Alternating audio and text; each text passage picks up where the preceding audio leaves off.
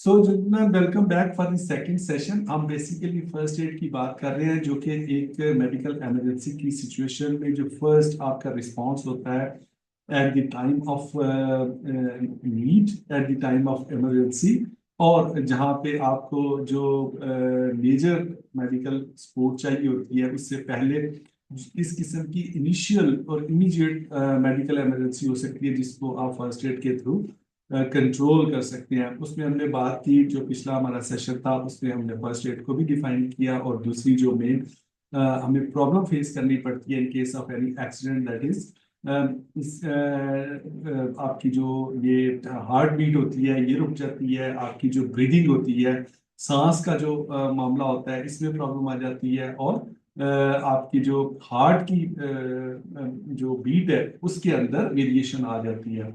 तो उसमें फिर पहले सेशन में हमने जो असेंशियल किट है, एक जो इफेक्टिव हमारी फर्स्ट एड किट होती है उसके अंदर कौन कौन सी आइटम्स मौजूद होनी चाहिए उसको हमने डिटेल से डिस्कस किया।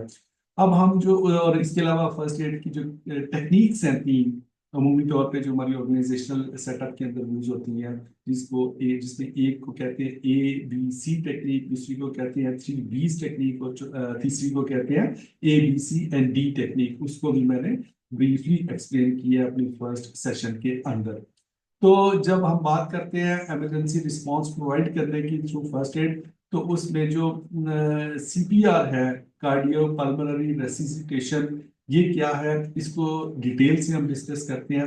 CPR is a crucial life saving technique that can make the difference between life and death in emergency situation. इसकी वजह क्या होती है कि जब भी एक्सीडेंट होता है खुदा ना से इमरजेंसी की सिचुएशन में, शॉक की वजह से अमूमी तौर पे ये होता है कि जो विक्टिम होता है या तो उसका सांस रुक जाता है, या उसकी हार्ट बीट जो है वो काम करना छोड़ देती है, दिल धड़कना बंद कर देता है फॉर द टाइम बिंग। अब वो मुकम्मल डेथ नहीं होती उस वक्त, बट ये है कि अगर आप उसको CPR at that time provide कर दें at need of first aid, तो उसकी लाइफ जो है वो सेव हो सकती है, और उसको हॉस्पिटलाइज होने तक उसकी लाइफ को, अगर आप हार्ट बीट को एक्टिव कर देते हैं, तो बाकी इंजरीज का भी फिर उसका ट्रीटमेंट हो सकता है। लेकिन अगर आप हार्ट बीट ही उसकी जो है उसको तवज्जो ना करें, उस शॉक की वजह से जो टेम्पररी रुकी थी, अगर आपने उसको तवज्जो ना दी तो फिर वो परमानेंटली रुक सकती है। सो knowing CPR can empower you to help those experiencing cardiac arrest and increase their chances of survival। आपको पता है कि ये कार्डियक अरेस्ट जो होती है, यानी दिल के धड़कने का रुकना, ये बहुत बड़ी प्रॉब्लम है। ये मतलब इसे thin line between life and death, ठीक है। तो इसको एक्टिवेट करना थ्रू इस फर्स्ट एड बहुत जरूरी होता है। आगे चलते हैं नशे जी। में था। तो मैं पूरे नशे में थी। अंडरस्टैंडिंग कार्डियक अरेस्ट क्या होता है जी, ये मैंने आपको थोड़ा सा रिपीट किया। The silent threat, it is a silent threat cardiac arrest occurs when the heart suddenly stops beating, जो दिल धड़कना बंद कर देता है, leading to a lack of blood flow to the brain and other vital organs. This condition is often silent with no warning signs. Every minute that passes without CPR reduces the chances of survival. ठीक है। अगर आपने फौरी तौर पे ये CPR provide नहीं किया उस विक्टिम को, तो इसका मतलब है कि आप उसकी लाइफ के चांसेस को मिनिमाइज करते जा रहे हैं। अगर वो बच सकता है तो वो नहीं बच पाएगा खुदा रास्ता, अगर CPR प्रोवाइड ना किया जाए। CPR दो तरीके से प्रोवाइड किया जाता है, आगे हम बात करते हैं उसको। एक मैनुअल तरीका होता है, एक ऑटोमेटिक तरीका होता है। ऑटोमेटेड इक्विपमेंट भी इसका अवेलेबल होता है। So CPR a vital intervention, performing CPR even if you are not a medical professional, just as a first aider, ये आपकी जिम्मेदारी है कि आप जो जहाँ पे कोई एक्सीडेंट हुआ है, इमीडिएटली शॉक की वजह से अगर किसी का दिल धड़कना बंद हो गया, तो उसको फौरी तौर पे CPR प्रोवाइड करें, ताकि उसका दिल की धड़कन दोबारा चालू हो सके। Can help keep oxygenated blood flowing to the brain and increase the chances of survival until emergency medical service arrives. CPR is a simple yet powerful life-saving technique that everyone should learn. ठीक है, ये किसी medical specialist तक महदूद नहीं है, बल्कि तमाम जो आपके फर्स्ट एडर होते हैं उनके लिए तो प्राइमरीली ये जरूरी होती है। उसके साथ साथ बाकी वर्कर्स को भी आप ट्रेनिंग दे सकते हैं इससे रिलेटेड। इसमें सर्वाइवल कैसी होती है CPR में? नंबर एक तो अर्ली रिकग्निशन। सबसे पहले तो आपको रिकग्नाइज करना चाहिए कि किसी विक्टिम की जो हार्ट बीट है उसकी कंडीशन क्या है? First and the most crucial step is immediate recognition of the cardiac arrest and activation of the emergency response system by calling, मतलब जो भी मेडिकल आपकी वहाँ पे मौजूद है उसको कॉल करने से। तो एवरी सेकंड काउंट्स मींस के फौरी आपने एक्शन करना है। फिर अर्ली सीपीआर आपने प्रोवाइड करना है। The next link in the chain is to perform CPR until a defibrillator becomes available, providing chest compression helps keep oxygenated blood flowing to the brain। तो ये जो चेस्ट कंप्रेशन होते हैं इसी को ही सीपीआर कहते हैं। ये कैसे प्रोवाइड किया जाता है आगे हम डिटेल से बात भी करेंगे। उसके बाद ये दूसरा इसका काउंटर जो सोल्यूशन होता है वो अर्ली डिफिब्रिलेटर होता है। Defibrillator is a crucial step in restoring a normal heart rhythm, and the sooner it is performed, the better the chances of survival। इसमें क्या होता है कि एक तो सीपीआर में होता है कि मतलब हार्ट बीट को रोकने के लिए उसको चलाने के लिए दोबारा कंप्रेशन दिए जाते हैं, उसको झटके दिए जाते हैं, और फिर ये एक ऑटोमेटेड जो एबी जिसको कहते हैं इक्विपमेंट होता है उससे भी यही काम किया जाता है। ठीक है ना? तो ये एक आपकी एडवांस लाइफ सपोर्ट है जिसकी वजह से आपकी लाइफ बच जाती है अगर आप ये टाइमली प्रोवाइड कर रहे हैं। अब सीपीआर आपने प्रोवाइड कैसे करना है? ठीक है, सीपीआर दो तरह की कंडीशंस के लिए मैंने आपको पहले भी बताया कि प्रोवाइड किया जा सकता है। एक तो हार्ट बीट को नॉर्मलाइज करने के लिए, और दूसरा इसमें होता है आपका मतलब ब्रीदिंग का जो ऑपरेटर्स होता है उसको कंट्रोल करने के लिए, यानी उसको चालू करने के लिए अगर सांस रुक गया, आपकी एयरवे में कोई मसला आ गया, तो उसको भी इसके जरिए हम मतलब है कि बेहतर कर सकते हैं। सबसे पहले जब आप सीपीआर देने लगेंगे तो सबसे पहला काम आपने क्या करना है, चेक रिस्पॉन्सिवनेस, मीन्स कि उस विक्टिम का रिस्पॉन्स चेक करें।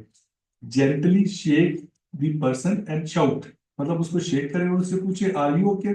If they don't respond they are unresponsive. If you are alone call emergency को करें। If someone else is present have them call you help, मतलब कोई भी जहाँ पे वो वहां पे इमरजेंसी मौजूद है उसको कॉल करें।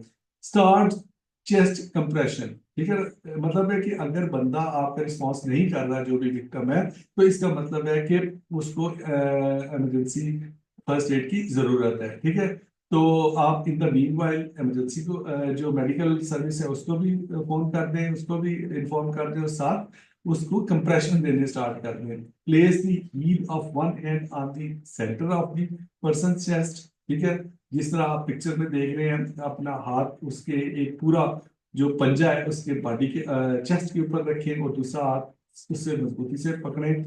Between the nipples, place the heel of your hand on top, locking your elbows. Press down hard and fast, at least 100 compression per minute। यानी 1 मिनट के अंदर 100 कंप्रेशन आपको देने हैं, मतलब उसको प्रेस करें, दबाएं ऊपर से नीचे 1 2 1 2 1 2 करके, तो 1 मिनट के अंदर 100 कंप्रेशन मिनिमम आपने देने हैं। ठीक है, open air way and breaths, tilt the person's head back and lift their chin to open their airway। अब एक तो ये हार्ट बीट को ओपन करने के लिए आप सीपीआर करते हैं, दूसरा ये सांस को बहाल करने के लिए भी आप सीपीआर प्रोवाइड करते हैं, मैनुअल, ये मैनुअल सीपीआर है। ठीक है ना?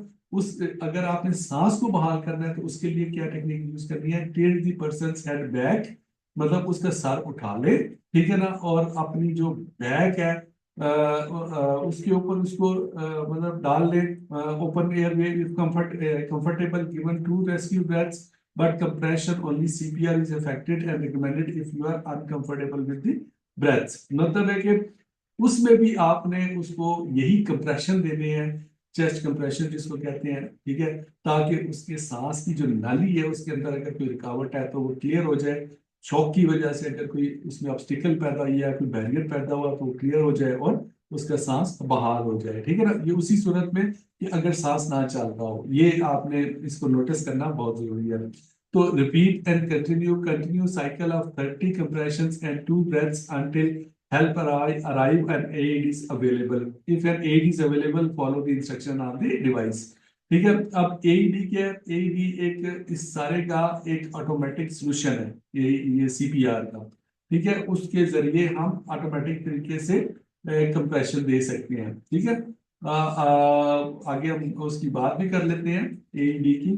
लेकिन अगर आपने बड़ों को सीपीआर देना है उसकी टेक्निक थोड़ी डिफरेंट है। अगर बच्चों को देना है मतलब 1 से 8 साल के जो बच्चे हैं उनके लिए सीपीआर जो है उसकी टेक्निक थोड़ी सी डिफरेंट है। Use only hand for chest compression, pressing down about 2 inches. Follow standard adult CPR sequence with child specific techniques.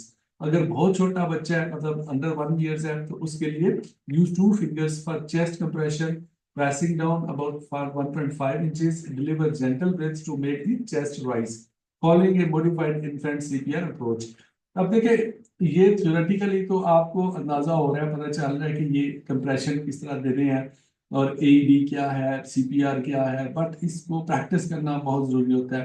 तो अब इस ट्रेनिंग में पॉसिबिलिटी नहीं है कि कोई प्रैक्टिकल डेमोन्स्ट्रेशन आपके सामने किया जा सके, लेकिन जब भी आपको मौका मिले किसी कंपनी में, किसी ऑर्गेनाइजेशन में सीपीआर को प्रोवाइड करने के लिए जो डेमो वगैरह दिए जाते हैं, इवन कराची में पाकिस्तान सेफ्टी काउंसिल वाले भी बहुत ट्रेनिंग्स करवाते हैं, ये एईडी सीपीआर की प्रैक्टिकल ट्रेनिंग करवाते हैं। वहाँ पे हर एक से ये प्रैक्टिकली करवाया जाता है, ठीक है ना।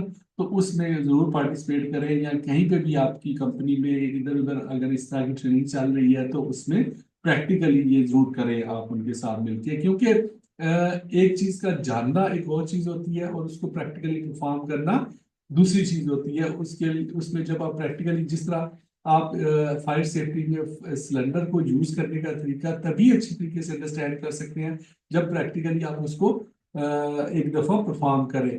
फॉर्मूला तो आपको पता होगा, थ्योरेटिकली तो आपने पढ़ लिया जी के पास का फार्मूला है कि वो उसकी निप्पल पुल करनी है, उसको स्क्वीज करना है, और मतलब है कि वो जो पास वाला फार्मूला है वो तो आपको पता है। बट ये है कि कोशिश करें कि जब भी आपको मौका मिले उसको प्रैक्टिकली भी जरूर परफॉर्म करें। ये इस तरह का इक्विपमेंट होता है जी, AED automated external defibrillators. And AED automated external defibrillator is a portable device that analyzes the heart rhythm and can deliver an electric shock if needed to restore a normal rhythm. मतलब आपके heart beat की अगर problem है, issue है, रुक गई है या ऊपर नीचे हो गई है, तो शॉक की वजह से जब एक्सीडेंट होता है तो उसको बहाल करने के लिए ये एक बेहतरीन टूल है आपके पास। Easy to use AEDs are designed for use by the general public. Clear instructions are provided on the device, making it easy to use if you are never used one before.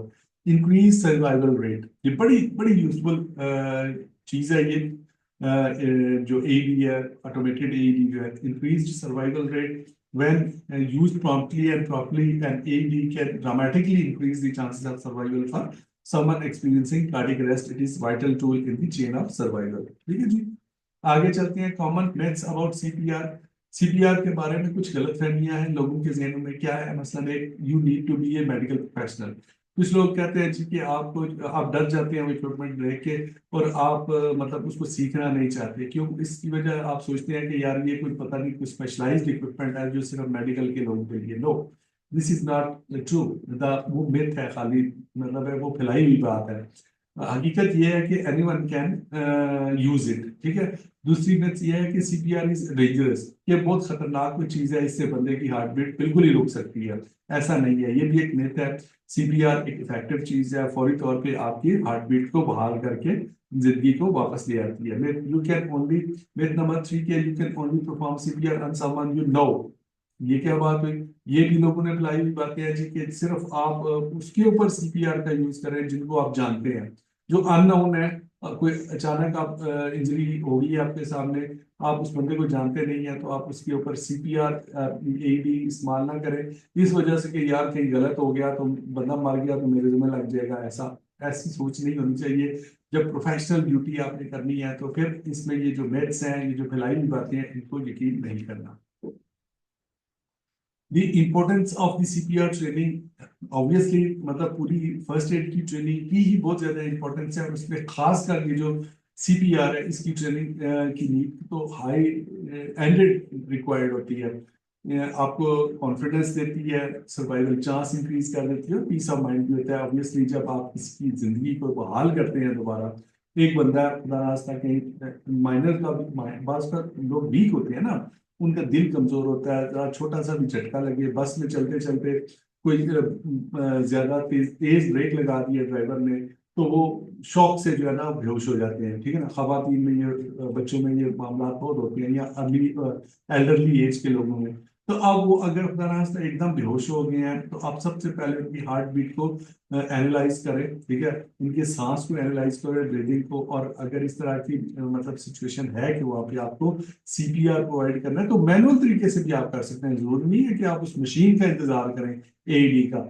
Manual वो जो chest compression होती है, आप फौरन उसकी chest के ऊपर अपना हाथ रखें, और इसी टेक्निक्स के साथ जिस तरह बताया गया है, एक हाथ के ऊपर दूसरा हाथ रखें, उंगलियां फैला के रखें, और कंप्रेशन पे उसको प्रेस करें, ऊपर नीचे प्रेस करें 100 टाइम्स इन ए 1 मिनट। और उसके बाद आप उसको देखें, मतलब उसके जो है ना अपना हार्ट बीट तो जाहिर है आप उसकी नब्ज से ही चेक कर सकते हैं मैनुअली, लेकिन अगर आपके पास एईडी मौजूद है, ऑटोमेटिक सिस्टम जो है, उससे तो वो इक्विपमेंट आपको बता देगा कि हार्ट बीट की क्या कंडीशन है।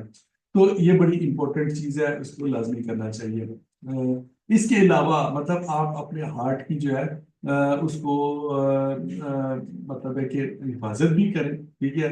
ये एक बहुत अच्छी टेक्निक है जिसको हम सीपीआर कहते हैं। सिंपल है, इफेक्टिव है और एसेंशियल है, जरूरी है। मतलब इसकी वजह से आप लोगों की जिंदगी को बचा सकते हैं, ठीक है ना। और इसके अलावा भी कुछ लाइफ सेविंग स्किल्स जो है वो जरूरी है, अपने हार्ट की हिफाजत करें, ठीक है ना। मसलन हेल्दी डाइट लिए, ठीक है, ईटिंग ये heart healthy diet rich in fruits, vegetables, whole grains, and lean protein. Lean protein can significantly reduce the risk of heart diseases, limited saturated and trans fats, and processed foods. Regular exercise करें, engaging in regular physical activities such as brisk walking, swimming, and biking can help strengthen your heart and reduce your risk of heart disease. ठीक है, aim for at least 30 minutes of moderate intensity exercise most days of the week. मतलब ये जरूरी होती है आपकी heart की जो रेगुलरिटी है उसको मेंटेन करने के लिए। स्ट्रेस मैनेजमेंट भी हार्ट की प्रॉब्लम के साथ कनेक्टेड होता है। और अगर स्ट्रेस अगर आपने ले लिया है किसी भी वजह से, मतलब जॉब चली गई है, खुदा रास्ता इंटरव्यू में फेल हो गए हैं, एग्जाम में पास नहीं हो सके, या कोई और इस तरह का इशू हो गया है, कोई मतलब आपको स्ट्रेस आ गया, काम का वर्कलोड बढ़ गया, उसका स्ट्रेस आ गया, एग्जाम करीब आ गया, उसका स्ट्रेस आपने ले लिया, तो वो क्या होगा, उससे मसला तो हल नहीं होगा, आपके लिए प्रॉब्लम बनेगी, ठीक है ना। तो स्ट्रेस मैनेजमेंट को बेहतर करने के लिए मुख्तलिफ किस्म की एक्सरसाइजेज होती हैं। एक तो आप कंटिन्यूसली एक ही पोस्चर में 20 से 25 मिनट से ज्यादा ना बैठे, ब्रेक्स लें, थोड़ा खड़े हो जाएं, अपनी बॉडी को थोड़ा सा मतलब दाएं बाएं मूव करें, और उसके बाद दोबारा आप अपना काम शुरू करें, ठीक है जी। उसके साथ साथ आप हार्ट डिजीज रिस्क फैक्टर क्या है, जो हार्ट की डिजीज के साथ कनेक्टेड होते हैं। मसलन हाई ब्लड प्रेशर, अगर आपको इस तरह की सिचुएशन है तो आपको ये हार्ट की प्रॉब्लम हो सकती है। कोलेस्ट्रॉल आपकी बॉडी के अंदर हाई है तो आपको हार्ट की प्रॉब्लम हो सकती है। स्मोकिंग ज्यादा करते हैं तो आपकी वल्नरेबिलिटी टुवर्ड्स हार्ट प्रॉब्लम ज्यादा है। डायबिटीज जो के लोग हैं इनको हार्ट का मसला हो सकता है। फैमिली हिस्ट्री भी ये डिटरमिन करती है कि आपके अंदर हार्ट का जो इशू है। देखिए, हार्ट का मसला एक ऐसा होता है कि जो आपको सेकंड चांस नहीं देता। मतलब अगर फिलहाल सा हार्ट आपका पंप करना छोड़ गया, आपको पता है ना, जो बॉडी की जो वेसल्स होती हैं, नालियां होती हैं, इनसे मतलब है कि इन्हीं के जरिए जो है ना वो पंप करता है आपका हार्ट पूरे बॉडी के अंदर। ब्लड भी और ऑक्सीजन भी, ऑक्सीजन और ब्लड दोनों आपकी बॉडी को सारा ये आपका हार्ट जो है ये प्रोवाइड कर रहा होता है। तो अगर हार्ट को आप उसकी हेल्थ को आप ठीक तरीके से मैनेज नहीं करेंगे तो ये आपको फिर प्रॉब्लम क्रिएट करेगा। हार्ट हेल्थ में और क्या चीजें हैं जी, early detection and prevention, regular checkups करवाएं, ठीक है, know your family history and healthy lifestyle choice. आप अपनी हेल्थ को मेंटेन रखने की कोशिश करें, रेगुलर चेकअप्स भी करवाएं, फैमिली हिस्ट्री को भी जानें कि क्या आपकी फैमिली में कोई हार्ट का कोई इशू तो नहीं था पहले किसी को, इस टाइप की, या हेल्दी लाइफस्टाइल जो है उसकी उसको मेंटेन करें, ठीक है। तो take action today for a healthier heart. तो एक तो आपको एज ए प्रोफेशनल मतलब सीपीआर प्रोवाइड करना आना चाहिए। ये जो हमारी फर्स्ट एड है उसका एक इम्पोर्टेंट पार्ट है और सबसे वाइटल और कंपोनेंट पार्ट है, ठीक है। सीपीआर दो तरीकों से प्रोवाइड किया जाता है। नंबर एक, मैनुअल, जिसको आप कहते हैं हाथ से कंप्रेशन देना। जिस तरह मैंने आपको पहले बताया। और दूसरा तरीका है ऑटोमेटेड डिफिब्रिलेटर। वो जो एक मशीन है, जो इक्विपमेंट है, जिसको AED सिंपली कहते हैं, उसके जरिए भी हम चेस्ट कंप्रेशन देते हैं या इलेक्ट्रिक शॉक देते हैं बेसिकली, ताकि जो विक्टिम होता है उसकी हार्ट बीट जो है वो नॉर्मल हो सके। और अगर ज्यादा सीरियस इंजरी है तो वो उसको हॉस्पिटल जाने से पहले पहले उसकी हार्ट की जो बीट है वो बहाल हो जाए और उसकी जिंदगी के चांसेस बढ़ जाए। ठीक है जी। तो ये बेसिकली सिंपल सी टेक्निक होती है CPR, लेकिन अमूमी तौर पे लोग इससे डरते हैं और सीखते नहीं है। इसको सीखने में भी कोई बहुत बड़ी रॉकेट साइंस नहीं है, बड़ी सिंपल सी टेक्निक है। और कुछ लोग जो मिथ्स मैंने आपको बताई हैं उनके ऊपर आपने फोकस करना है। अमूमी तौर पे लोग गलत खबरें फैला देते हैं इधर उधर, और जिसकी वजह से बाज़ का विक्टिम की जान अगर बच सकती होती है, लेकिन अगर आप उसको CPR नहीं प्रोवाइड कर रहे हो वहाँ पे, तो खुदा ना खास्ता वो डेथ भी हो सकती है उसकी, सिर्फ इस वजह से कि आपने टाइमली उसको अटेंशन नहीं दी। लेकिन प्रोफेशनल लाइफ में तो आपको लाजमी ये चीज करनी पड़ेगी। ठीक है। अगर आप नहीं देंगे CPR और किसी विक्टिम को नीड है, तो आपकी ये प्रोफेशनल नेग्लिजेंस होगी। ठीक है। तो अपनी जो खासकर जो आपकी कंपनी के अंदर सबसे पहले तो आपको खुद एज ए प्रोफेशनल ये चीजें करनी आनी चाहिए। मतलब आपको फर्स्ट एड किट बनानी आनी चाहिए, फर्स्ट एड नीड असेसमेंट करनी आनी चाहिए, उसके बाद फर्स्ट एड किट की अवेलेबिलिटी, उसकी मतलब उसका मैनुअल बनाना, उसके बाद उसकी टीम की ट्रेनिंग करवाना, खासकर उनके लिए CPR की ट्रेनिंग, बार बार उनको CPR की ट्रेनिंग करवाना, या AED अगर आपकी कंपनी में मौजूद है जो ऑटोमेटेड डिफिब्रिलेटर है, उसके ऊपर लोगों को ट्रेन करना कि मतलब इसका यूज कैसे करना है। बड़ा सिंपल सा यूज होता है। उसके पैड्स होते हैं जो कि तारों से जुड़े होते हैं, एक वो कंप्यूटर की तरह मशीन होती है, उसके ऊपर मतलब वो पैड जब आप चेस्ट के ऊपर रखते हैं तो वो मशीन सारा कुछ बता देती है कि इस बंदे की हार्ट का क्या जो बीट का अभी सिस्टम कितने परसेंटेज काम कर रहा है। तो अगर वो आपको मशीन गाइड करे कि जी इसको कंप्रेशन की जरूरत है, तो आप सिर्फ बटन प्रेस करते हैं, वो कंप्रेशन ऑटोमेटिकली इलेक्ट्रिक शॉक की सूरत में, इलेक्ट्रिक सिग्नल की सूरत में जनरेट होता है। और जिस तरह हम हाथ से कंप्रेशन देते हैं ना अपने मतलब हथेलियों से, वो ही सिस्टम जो ऑटोमेटिक तरीके से डेवलप होता है और उसको बंदे को वो पहुंचता है सिग्नल, और उसकी वजह से उसका हार्ट जो है नॉर्मलाइज होना शुरू हो जाता है। तो इसके अलावा ब्रीथिंग के लिए इनको बहाल करने के लिए भी आप मतलब CPR का यूज कर सकते हैं।